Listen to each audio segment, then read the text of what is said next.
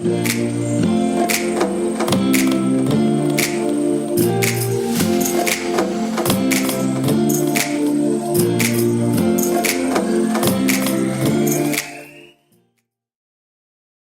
galera, estamos começando mais um episódio de Vem Zap com um podcast oficial do Tranquilo Pizete. E hoje é um episódio muito especial, porque a nossa escola está comemorando 40 anos de história. 4 décadas de memória, muitos professores incríveis, muitas histórias incríveis para a gente contar nesse podcast hoje. E para nos ajudar nessa viagem no tempo, a gente trouxe 2 convidados que fazem parte da nossa história. O Paulo, que é ex-aluno da escola e estudou aqui até 2007. E nossa querida professora Tânia, que agora está na biblioteca hoje em dia. Queria começar com o Paulo. Como foi a história que tu teve, o ensino que tu teve lá em 2007? Perfeito, bom dia. Um pouquinho diferente, talvez, do que vocês estão vendo hoje, né? Porque se a gente voltar um pouquinho no tempo, a gente tem que pensar que lá em 2007 era o comecinho ainda da internet no Brasil. Então, quem tinha internet de escada, era só final de semana, então você não tinha toda a conectividade que tinha. A gente não tinha celular nessa época, né? As crianças não tinham, os pais já começavam a ter, era um produto caro. Então, a escola era quase que o ponto de encontro, né? Era onde tu encontrava todo mundo, botava o assunto em dia.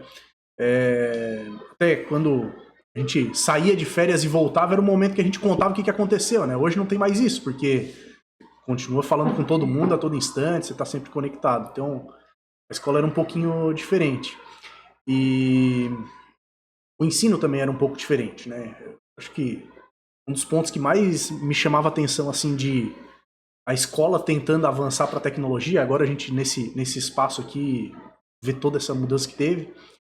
Na minha época, para fazer aula de informática, que era simplesmente sentar na frente de um computador e conseguir abrir os programas básicos e saber mexer no Word, né, escrever um texto, a gente saía daqui e ia lá pro Lúcia de Luca, que era um outro bairro, então tinha que pegar um ônibus, naquele horário ia para lá, aí fazia 1 hora de aula, voltava aqui para a escola para continuar as aulas normais, porque a gente não tinha... Antigamente era bem sociável. Exato. Aqui a tecnologia aumentou muito também, né? Tem muita evolução agora. Atualmente a gente tá tendo bastante. Tá tendo agora o assunto do chat GPT e etc. Cada vez a gente tá evoluindo mais. Teve algum professor, amigo, um momento marcante que fez diferença na tua vida nessa escola? Teve sim. Praticamente impossível não citar a professora Angelita aqui, né? A professora Angelita era professora de matemática na época, e imagino que lá atrás a gente tinha poucos meios de comunicação, então você descobrir que estava tendo algum evento a nível nacional não era tão simples. Você não recebia ali o Instagram toda hora, se inscreva a sua escola. E ela ficou sabendo da Olimpíada de Matemática, né? Veio alguma comunicação de alguma forma, e ela abraçou já de imediato e inscreveu a escola e começou a incentivar muita gente a participar. Eu fui uma dessas pessoas. Eu participei da primeira OBMEP e depois acho que participei de mais 1 ou 2. Mas ela trouxe um pouquinho de coisas diferentes assim, para a escola. Além daquela rotina, né, das aulas e tudo mais, ela trouxe uma coisinha de diferente, que naquela época era a Olimpíada de Matemática, e agora eu sei que existem várias outras Olimpíadas que surgiram também, né, mas naquela época não tinha tantas opções, e a Olimpíada de Matemática foi o que me marcou muito. Sim, a Angelita foi bem marcante para eu que recém entrei, muita gente já comentou sobre ela, comentou coisas boas sobre ela. E Tânia, professora Tânia, sobre a evolução, ver as evoluções dos alunos. Ali, antes da gente começar o podcast na biblioteca, você estava comentando sobre alguns alunos que estavam aqui no passado e tal, já cresceram, tendo sua família. Como é que é ver essa evolução? Sim, bom dia, alunos, então, Israel. Eu vejo essa evolução, assim, bem clara para mim. Uma das coisas que me chama muito a atenção, eu vim para cá em 2002, eu fiz concurso em 2001, entrei aqui em 2002. E nossos alunos, como o Paulo, eram alunos bastante produtivos.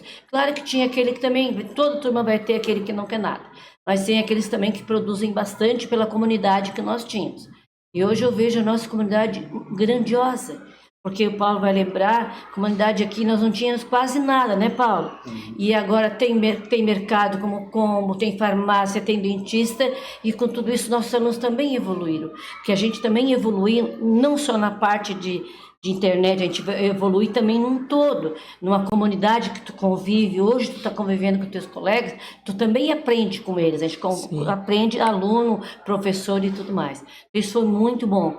Sabe que eu sou de Criciúma e eu vinha todo dia para cá e comecei a conviver. Hoje os pais dos nossos alunos já tem os filhos aqui que são os nossos alunos, no caso, né? Então isso é muito gratificante. E muitos alunos também eu lembro assim, Tânia, eu estou aqui, eu sou pai, agora estou fazendo faculdade, já estou formado. Isso para nós é muito, muito bom. Claro que a internet quando veio, eu lembro, gente, eu sou do tempo do mimeógrafo ainda. Quando veio aí a questão da tecnologia, eu lembro assim, que dificuldade que era para botar, que meu marido também é professor, né? Para botar aqueles cabeçalhos nas provas. Gente, era muito difícil. E quando começou, a gente conseguiu já botar aqueles cabeçalhos, já trazia uma provinha digitadinha, direitinho, para poder reproduzir, que a gente não reproduzia em casa, porque não tinha dinheiro para... Era tinta, muita coisa, na época, né? Na época da tinta. Então foi bem legal, assim, a gente vê um crescimento no todo, não só na escola, mas em todo o bairro, em toda a comunidade e em toda a Içara a gente vê também, né? Içara evoluiu bastante. Evoluiu, eu acho que hoje deve estar com 72 mil habitantes, Pois então é. é bastante para uma comunidade que é Içara, Sim. bem legal. O ensino também tá muito bom também. Melhorou bastante. Quem não vai porque não quer, porque condições tem, né? Gente, eu penso, na minha infância, eu não tinha livro. Meu pai comprava livro pra gente usado, do colega que passou de ano, deixou aquele livro, a gente usava. Hoje todo mundo tem material. Hoje a gente vê um material maravilhoso que nem nós, como professora, temos, e todo mundo tem. Então, quer dizer, chance todo mundo tem. Quer dizer, não vai se não quer, né, Paulo? Não, um exemplo é quando eu cheguei aqui, na minha escola antiga a gente não recebia o que a gente recebeu. A gente recebeu uma caixa com todos os materiais, tudo certinho, vindo do governo da Içara. É algo muito bom. Muito grandioso, é. Pena, querido, que não é visto dessa maneira.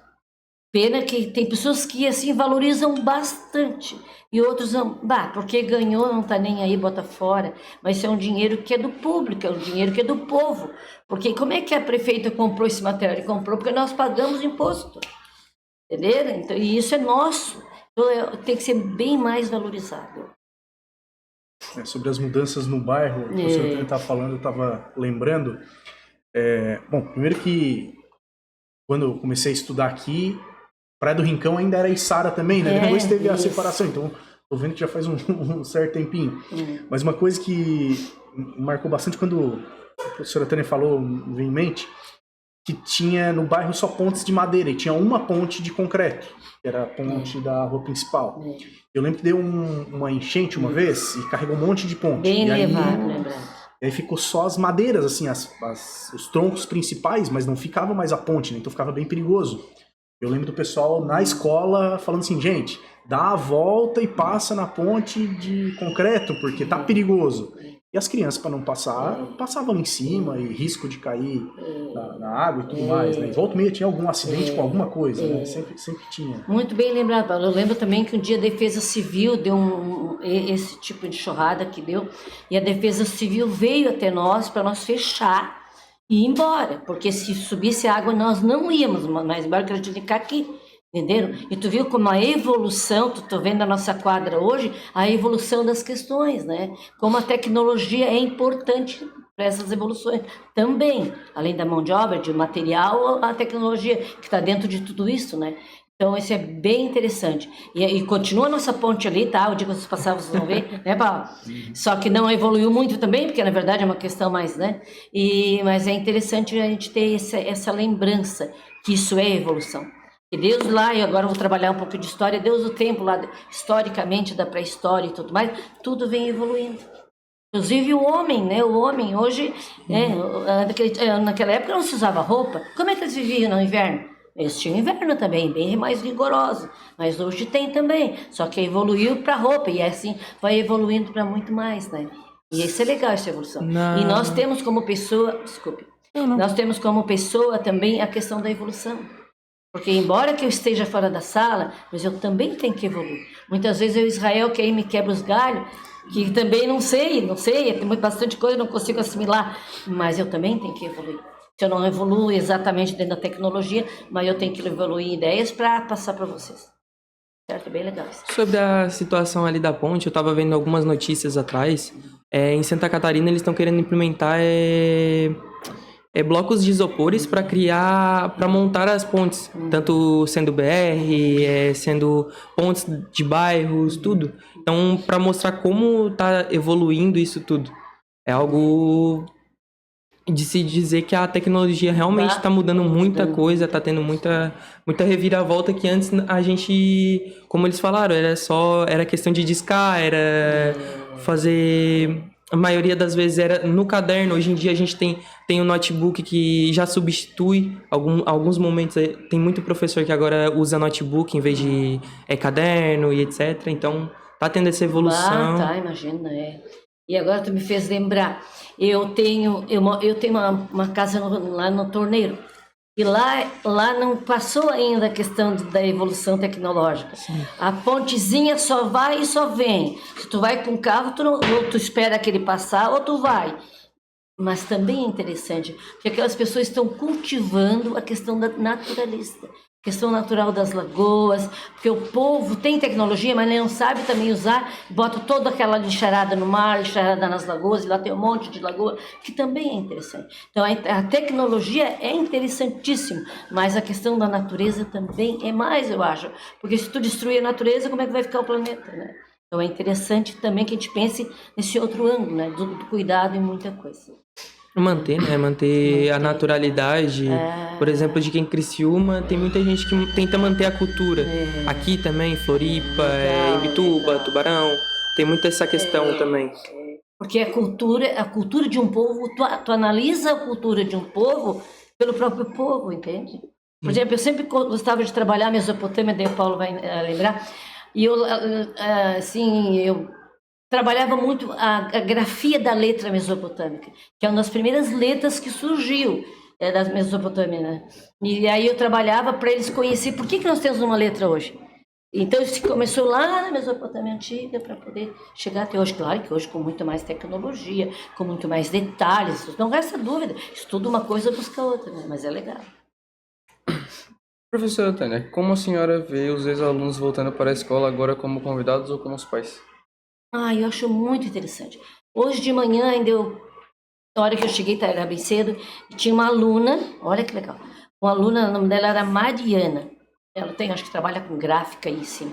A Mariana estava ali com o trabalho do filho do Cauã, que está no 4º ano, assim, com muito empenho de ela trazer aquele trabalho que ela ajudou a fazer.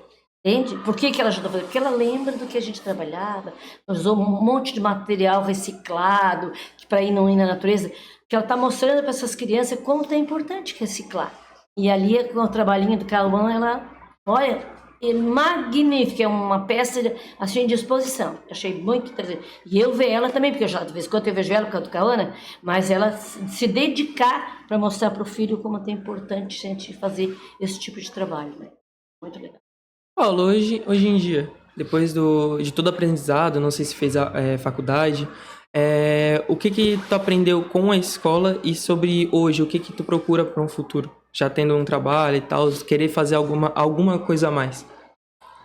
O que eu aprendi com a escola? Acho que essa pergunta responde até algumas dúvidas que talvez vocês tenham de o que eu estou aprendendo aqui, como é que eu vou usar na minha vida, né? Acho que eu só fui entender mesmo papel da escola bem mais para frente, porque a escola me serviu a aprender, né? Então, assim, como que eu faço para aprender mais rápido? E, de novo, se a gente voltar um pouquinho no tempo, a gente estava entrando com a internet, e questão de 5 anos, enquanto ninguém tinha internet, daqui a pouco todo mundo tinha internet disponível, né? Foi questão de 5 anos, a mesma coisa acontecendo agora com inteligência artificial.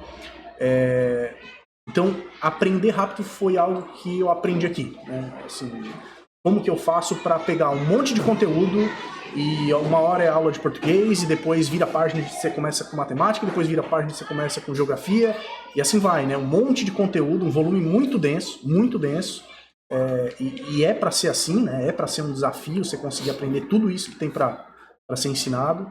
Eu acho que o principal papel da escola, principalmente de ensino básico, fundamental e até ensino médio, é conseguir mostrar que quando você tiver um desafio de aprendizado, né, algo que você precisa aprender para resolver um problema, você tem capacidade de aprender. Porque é muito complicado quando você tem pessoas que não passaram por esse nível de instrução, né? Você pega nossos pais e tudo mais, muitos não tiveram a oportunidade de estudar, fazer ensino médio e tal. Na hora que eles vivenciam um problema, eles falam assim, isso aqui eu não sei resolver, né? Isso aqui eu tenho que pagar alguém para resolver para mim. E quando você estuda, você fala assim, não, eu sei resolver, talvez vai levar um pouco de tempo, eu vou ter que procurar, vou ter que estudar, vou ter que perguntar para alguém, mas eu consigo resolver. Acho que essa questão de eu consigo aprender, eu consigo resolver, é o que a gente precisa aprender na escola. E depois vai vir desafios cada vez maiores, né? Vem a faculdade, Sim. depois da faculdade vem o trabalho, e nunca para, né? Você sempre está aprendendo, de alguma forma ou de outra. Você não está aprendendo estudando, propriamente dito, no que a gente conhece por estudar, né? A gente está aprendendo no trabalho, estudando de um outro jeito, né? Estudando pela prática, pela mão na massa. É o que vocês fazem nesse espaço aqui também, né? Vocês botam a mão na massa para tentar fazer alguma coisa sair do papel e se transformar em algo, né? Sim. E eu também penso assim, Paulo, que a tecnologia sempre houve. Não foi a tecnologia, e a tecnologia agora. Não é assim. Quando o arado surgiu, foi uma tecnologia. Porque eles cavavam a terra com uma enxada de pau, foi uma tecnologia. Então não se pensa na tecnologia só essa aqui, mas se pensa numa tecnologia que vem vindo desde quando o homem começou a se movimentar e a trabalhar, já era uma tecnologia. Quando tu viu lá nas cavernas, na pintura, era um tipo de tecnologia. Só que não era essa tecnologia. Era aquilo de vivência que eles viveram, que eles desenvolveram dentro daquele tempo. Que agora tu vai desenvolver dentro dessa tecnologia. Mas dentro daquela tecnologia que eles viveram, era o que eles tinham. Eles não tinham um computador. Mas tu olha que interessante, eles tinham um metal, eles tinham que transformar, era uma tecnologia. E a visão dessa de tecnologia, dá a impressão que é só agora o computador. Não, não é. A tecnologia é todo um leque de coisas, né? Que também é saída. Sim, eu tava estudando há um tempo atrás sobre a história dos números.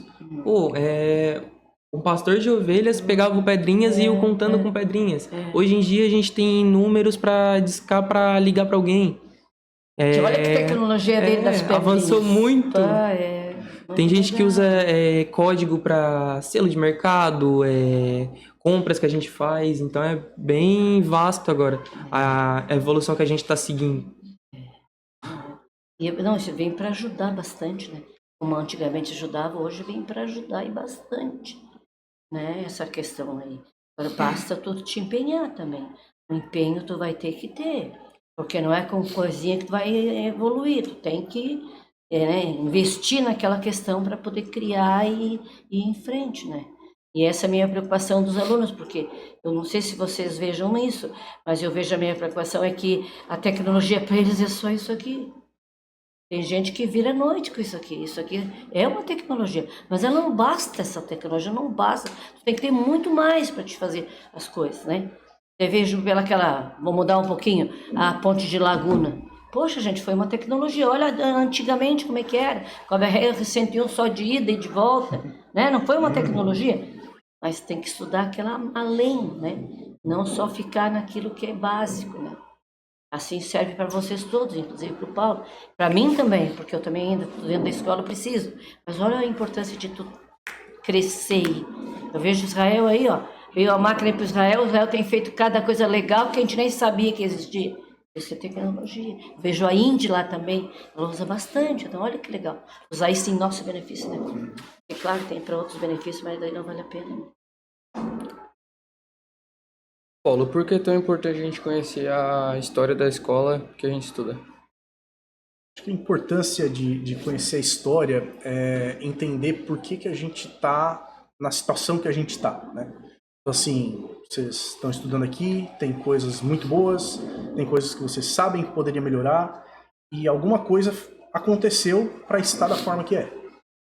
Teve alguém que decidiu construir a escola aqui e não em outro lugar, teve alguém que decidiu trazer um espaço maker para cá ao invés de outro lugar. Então tem muita coisa que acontece e ao longo desses anos todos tem muita gente que passou por aqui para fazer a escola acontecer, né? E a escola, ela não é o prédio, né? A gente fala escola, a gente imagina o prédio, mas a escola não é isso. A escola é os estudantes e os professores. Então a escola que existia há 10 anos atrás, ela se mudou quase toda, né? Muitos professores ainda se mantêm, mas os alunos mudaram, né? Então a escola, ela não é o prédio, né? Não adianta imaginar um prédio e falar, lá era uma escola. Lá era, né? Poderia ser, o prédio está lá. Mas se não tem aluno, se não tem professor, não é mais escola. Então acho que entender onde que a gente está, né? Por que a gente tem essa situação, o que aconteceu, e até ver o que funcionou para a gente tentar replicar, né? Os professores estão muito mais à frente dessa luta que os alunos, mas os alunos podem participar também, de tentar trazer coisas, mobilizar coisas para cá, né? Eu lembro bastante, assim, de que os meus pais eram acessados. Por quê? Porque eles queriam trazer os pais para dentro da escola, para os pais ajudarem a tomar a decisão, ajudar a também fazer pressão na Câmara de Vereadores, na Prefeitura, para pedir as coisas que precisavam para cá, né? E as coisas não deixam de parar de precisar, porque o mundo muda, a gente precisa de coisas diferentes cada vez, né? Então, é uma luta constante. Então, Sim. Nesse contexto, assim, do que é a importância de entender a história, né? Do que trouxe até aqui. E aquele autoconhecimento da escola, né? Uhum. Uma pergunta sobre a gente. Eu tenho 14, o Cauã acho que tem 15. 14 também. 14 também. A gente, tipo assim, qual seria a mensagem, vocês dois, qual seria a mensagem para passar para essa geração nova que tá tendo? Tanto com a questão da tecnologia, o ensinamento, toda essa questão puxada para a experiência de vocês, que vocês já tiveram como aluno, como a professor, na área de trabalho e etc. Acho que principalmente é aproveitar bem o tempo. Acho que aproveitar bem o tempo muda completamente o jogo, porque tem gente que vem para a escola e faz aula mais ou menos, aí tira nota mais ou menos e faz tudo mais ou menos, só que a 1 hora de você prestando atenção, se dedicando, é a mesma 1 hora que você gasta não prestando atenção. É mais cansativo? É mais cansativo, né? Você aproveitar bem o tempo, mas acho que é importante. Uma das coisas que pelo menos eu gostava muito, né, era de que eu tentava aproveitar o máximo de tempo possível na escola. Às vezes dava até briga com alguns professores, né, porque os professores estavam dando aula, eu estava tentando fazer minhas tarefas já que era para fazer em casa, eu tentava fazer na sala, porque eu sabia que eu queria aproveitar. Eu estudava pela manhã, eu queria aproveitar a tarde para ir brincar na rua, né? Então eu queria aproveitar o máximo de tempo na escola para depois aproveitar o máximo de tempo na rua. E eu acho que aproveitar bem o tempo é importante, porque principalmente agora que a gente está com o celular, eu sinto muito esse problema, né, de você pega o Instagram e rola o feed ali, 1 hora passa muito rápido, 2 horas passa muito rápido, e daqui a pouco passou uma tarde e você não fez absolutamente nada de produtivo, por assim dizer, né? E acho que é isso, acho que aproveitar bem o tempo, seja tempo dentro da escola para estudar, né, para fazer o que precisa ser feito aqui, e você vai fazer depois para brincar, se divertir, estudar outros assuntos que não os da escola, porque também é importante estudar fora da escola, né? Acho que é aproveitar bem o tempo. Aproveitar bem o tempo, vai ter gente que vai seguir caminhos diferentes, vai ter gente que vai aproveitar o tempo para estudar português, vai ter gente que vai aproveitar o tempo para estudar matemática, mas se aproveitar bem o tempo, acho que estão em bom caminho. Muito bom. E você, professora Tânia? Olha, eu Qual acho. seria? E, na verdade, que eu deixaria para os alunos, né? Eu penso que, como o Paulo disse, dedicação, interesse, porque nós temos tudo. Falta vocês, eu digo vocês, escola, se interessar e buscar esse conhecimento, porque ele está muito fácil. Tá? Tu abre o computador, tu vê tudo. Outra coisa que eu acho também, eu não acho, eu tenho certeza disso, é a questão dos valores. Tem muita gente que misturou. Tu não veio para a escola, tu veio para tua casa, daí tu quer fazer o que tu quer. Não é assim. Tem eu, tem tu, tem todo mundo que tem os mesmos direitos. Então, usar esses valores para acomodar, para crescer, porque a gente cresce junto. Vocês não pensam que eu estou com 67 anos que eu não cresço? Eu cresço junto com vocês todo dia. Então, o quanto é importante os alunos crescerem com todos nós, né, Paulo? Com a família, com todo mundo, porque isso é importante. Porque o mercado de trabalho está aí. O mercado está te batendo na porta, mas só vai ganhar e vai ser admitido se você tem capacidade. Meia boca não existe. Ah, eu sou um empregado meia boca. Não, não existe. Ou tu é bom, ou tu não leva. Concorda, Paulo? Concordo. É bem por aí. Certo? E tá aí, tá cheio. Quem mora aqui por perto sabe que tá cheio de trabalho. Tem pessoas desempregadas, então alguma coisa assim. Então aproveita esse tempo para te usar no teu amanhã. Para o teu crescimento pessoal, crescimento da família e de toda uma comunidade. Porque tu faz parte também da comunidade escolar, certo? Ô Paulo, e sobre a sua profissão, o que você se dedicou a ser depois de parar de estudar no Tranquilo Pisete? Perfeito. Então, vou trazer uma recapitulação. Eu saí do Tranquilo Pisete na época era na 7ª série, então eu concluí a 7ª série, tinha ainda a 8ª série para fazer aqui, mas daí eu já tinha trocado de escola. Que hoje é o 8º ano, né? Então eu fiz o 8º ano, no 9º ano eu já fiz fora. E aí eu fui para a SATIC, SATIC, acho que vocês conhecem, né? Sim. Escola subsidiada aqui do Carvão, então é uma das particulares mais baratas que tinha na época, para fazer curso técnico. Então eu ia fazer ali alguns anos de médio, depois ia começar o ensino técnico, eu fiz técnico em eletromecânica, e aí foi onde eu decidi que eu ia fazer engenharia. Né? Fazer engenharia, não sabia onde ainda, aí apliquei para SATIC, nesse meio tempo estava fazendo estágio, apliquei para Federal também, para UFSC, e aí eu passei na SATIC, só que eu decidi, não, passei na SATIC, mas eu vou deixar para fazer ano que vem, eu estou fazendo meu estágio, vou fazer um pouquinho de dinheiro antes de começar a estudar. Nisso veio a resposta da UFSC falando que eu tinha passado, e aí eu fui para a UFSC, sem nem pensar duas vezes, né? Não paga mensalidade, acho que era um fator bem relevante para mim. E aí fui para a UFSC e fiz engenharia de energia, né? Cursei, sei lá, é um curso de 5 anos, eu levei 7 para me formar, não foi tempos perfeitos ali. Nesse meio tempo eu consegui uma bolsa de intercâmbio, fui para os Estados Unidos, morei 1 ano e meio nos Estados Unidos com bolsa integral, tudo pago, para cursar engenharia também, então fiquei 1 ano e meio lá, depois voltei. Na época de fazer o estágio, eu saí daqui e fui para São Paulo fazer meu estágio numa consultoria de gestão. Consultoria de gestão é basicamente uma empresa que presta serviço de administração para outras empresas, né? Ajuda a fazer a gerência, a gestão das empresas. Eu comecei a trabalhar nessa empresa, que era a Falcone. Enquanto estava trabalhando lá, veio pandemia, estava querendo fazer uma pós, acabou que desandou a ideia da pós. Eu fiz uma pós online, uma pós em diplomacia, um assunto também nada a ver com a engenharia, nada a ver com o que eu trabalhava. O que eu trabalhava também não tinha muito a ver com engenharia, né?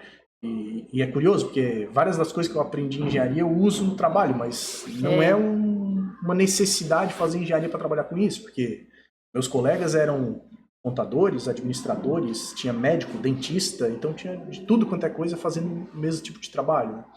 E nos últimos anos eu saí da Falcone e fui para uma outra consultoria, uma consultoria também de gestão, mas agora com a parte de gente também.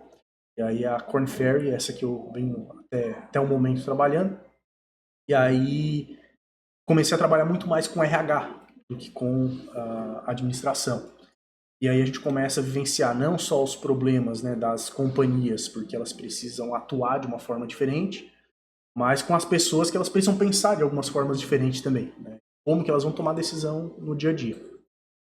E no último mês eu saí da KF, estou voltando aqui para Criciúma, agora já estou morando de fato aqui e devo montar uma empresa de consultoria aqui na região mesmo.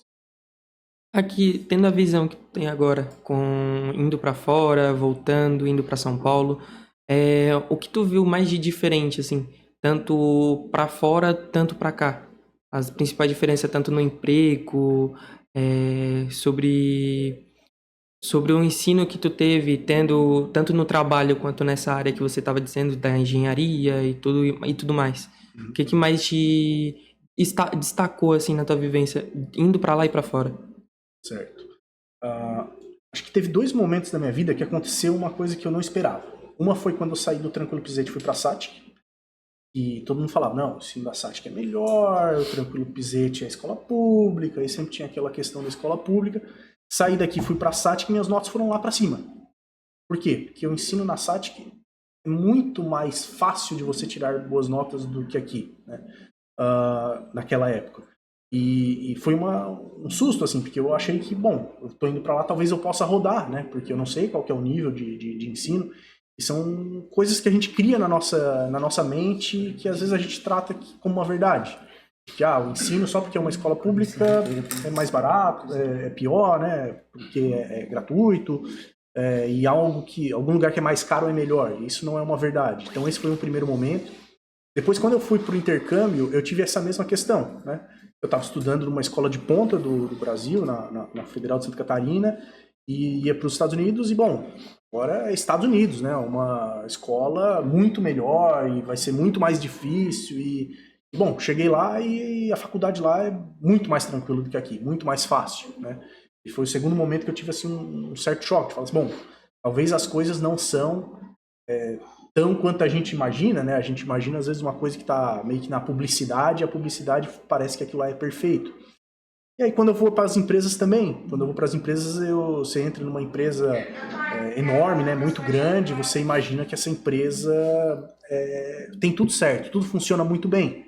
E você vai lá ver, você tem o mesmo problema que o mercadinho aqui do bairro tem, né? Os problemas são básicos, grande parte dos problemas são problemas simples, mas a gente precisa de vontade de fazer, talvez mais até do que o conhecimento, porque o conhecimento, à medida que a gente descobre que falta conhecimento, a gente acaba buscando, né? Vai dando um jeito de achar. E a experiência, tipo, é uma pessoa de fora, tá indo para um lugar desconhecido, de certa forma. Tem toda aquele questão de mudança de cultura, mudança de linguagem, como é que foi? Tem bastante. Quando você vai para fora, naquele momento a gente não pensava, né? A gente simplesmente, nossa, oportunidade boa, eu vou. Só vai lá, né? e faz. E depois, quando você vai, você começa a vivenciar as dificuldades.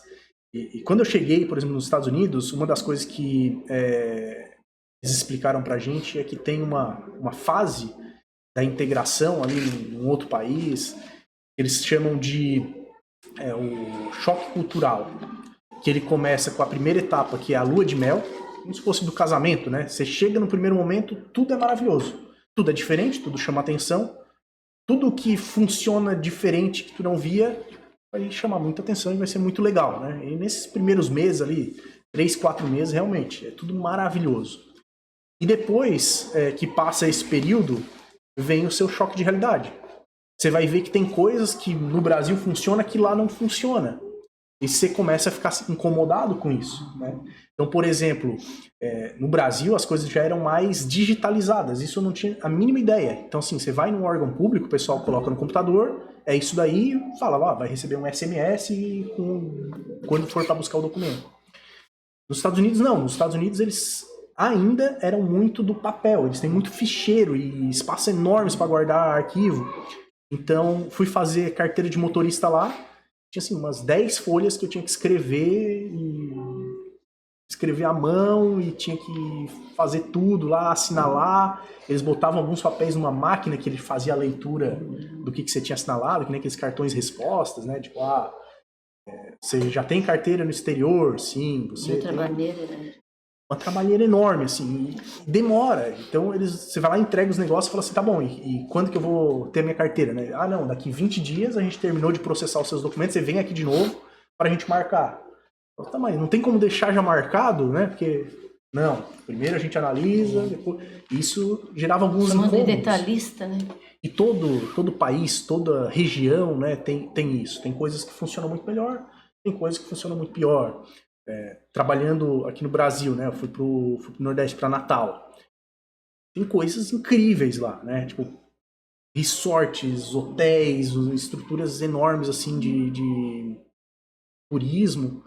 E ao mesmo tempo, próximo daquilo dali, você tem uma pobreza ferrenha, assim. Assim, é coisas que a gente não tem, os mega resorts aqui, principalmente na nossa região, né? Talvez mais para cima, para Florianópolis, para lá tem um pouco mais, mas para cá não tem, não é uma coisa que a gente vivencia. Praia é uma outra categoria perto do que é lá, né? E essas diferenças são bem chocantes, assim. Saber que existe, eu acho que já é uma coisa bem significativa, entender que o mundo é diferente, né? O que a gente vivencia aqui é o que a gente vivencia aqui, é o que a gente está acostumado. E a gente tem isso por correto, né? Que o viver dessa forma é o correto, mas tem 1001 outras formas de viver também. Ô Paulo, que recado você deixaria pra gente que tá no 9º ano e está prestes a começar um novo ciclo fora do Tranquilo Presente? Perfeito. Acho que um ponto muito interessante aqui, muitas vezes a gente sai daqui e a gente já tem o caminho trilhado, né? Já está meio que escrito. Você vai sair Tranquilo Pisete, aí tem, talvez a principal escola é o Salete, é Salete ainda o nome Salete, da escola, né? O Salete, e você vai fazer 3 anos lá no Salete e depois você terminou o ensino médio. Basicamente já está escrito isso. Só que não existe só essa possibilidade. Tem, na verdade, muitas possibilidades. Muitas mesmo. Muitas vezes a gente não explora isso, né? Então, tem uma escola incrível, assim, que eu acho incrível, que é o IFSC, que fica aqui na Próspera, é perto, né? É uma possibilidade. Além do IFSC, tem Colégio de Aplicação da Unesc, tem CEDUP, tem várias escolas que o custo não é tão expressivo, dá para considerar, e que muitas vezes a pessoa já está com a cabeça de que vou pro Salete e é só o Salete que tem de opção. Salete é uma ótima opção, tá? Mas não é a única. Saber que não é a única, eu acho que é o importante. Saber que você foi para lá por uma escolha sua e não porque simplesmente aconteceu, eu acho que é importante. Ao menos eu gosto muito de... pode ser que eu vá fazer exatamente a mesma coisa que outra pessoa, mas eu quero saber quais as opções que eu tenho.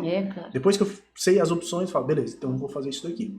Acho que o recado mais importante é esse, descubram o que vocês têm de escolha. Se você joga um jogo de carta, primeiro monta o leque de carta para você escolher que carta vocês vão jogar, né? É muito mais fácil ganhar um jogo quando você tem várias cartas para escolher do que quando você só tem uma única carta na mão. É aquele mundo vasto de descobertas para ir evoluindo também, né? Como Exato. pessoa, como no meio de trabalho e tudo.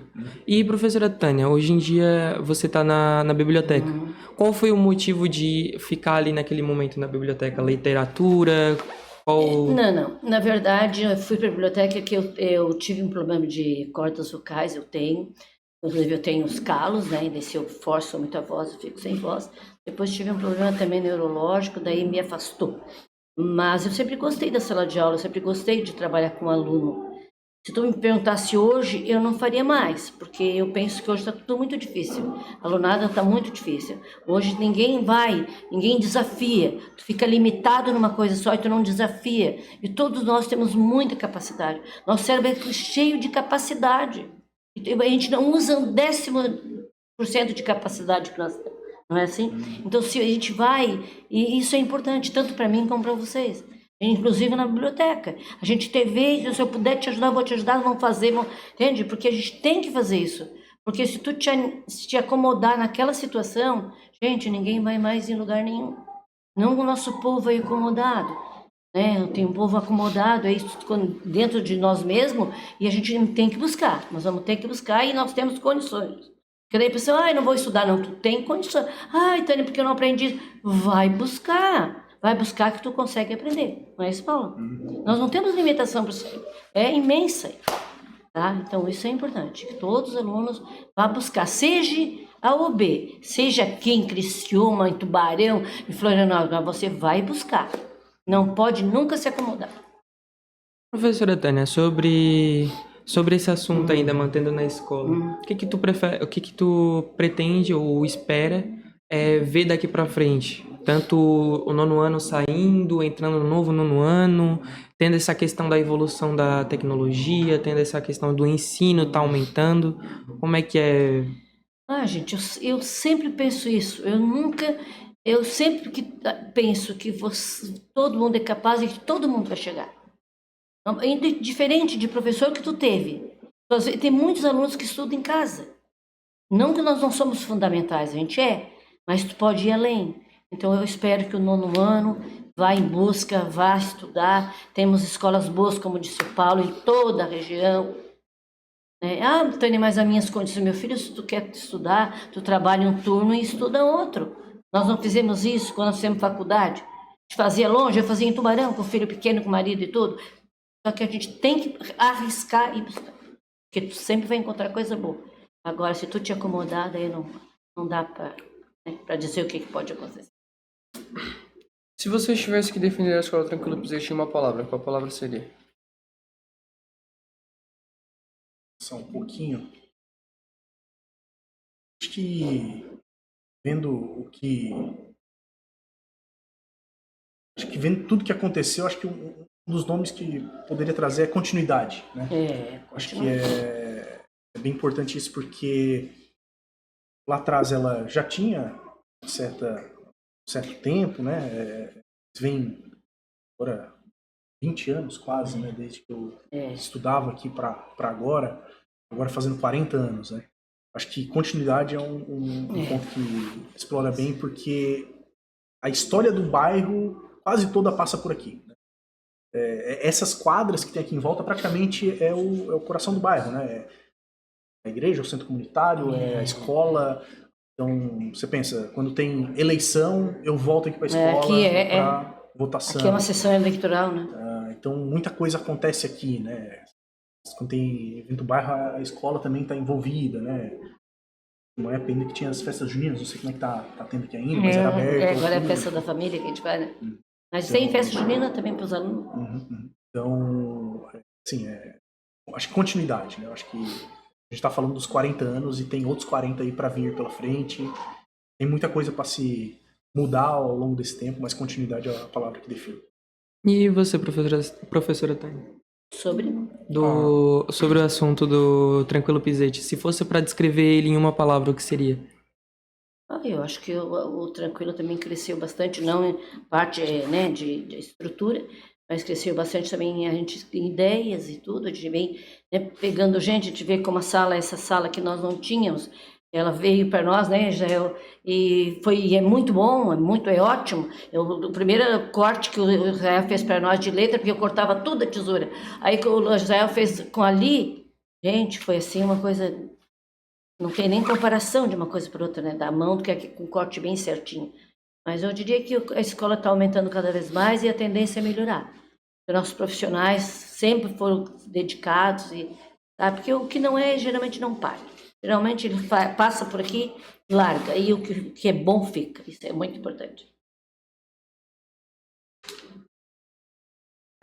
A nossa conversa tá muito incrível, tá real incrível, comentando sobre toda a evolução que vocês estão tendo, tanto fora da escola quanto tiveram dentro no ensino, tá muito boa. Mas infelizmente a gente vai ter que dar aquele corte, dar uma parada aí, porque a conversa tá boa, mas... A escola é feita de pessoas como vocês, que deixam histórias e inspirações por onde passam. Obrigada. Agradeço o convite. Obrigado. Aí a gente veio entregar também as lembrancinhas para vocês. Para todo dia, para sempre que tiver o Vem de Zap, vem um episódio novo, legal, vocês atender aí, ver. Legal. Obrigada, Obrigado. Obrigada, Israel. O Israel tá ficando perito já nisso aqui, né? Eu acho que eu vou começar a fazer umas aulas com o Israel. Aí, ó. Primeiro ele tem que me ensinar a abrir o computador, né, Israel?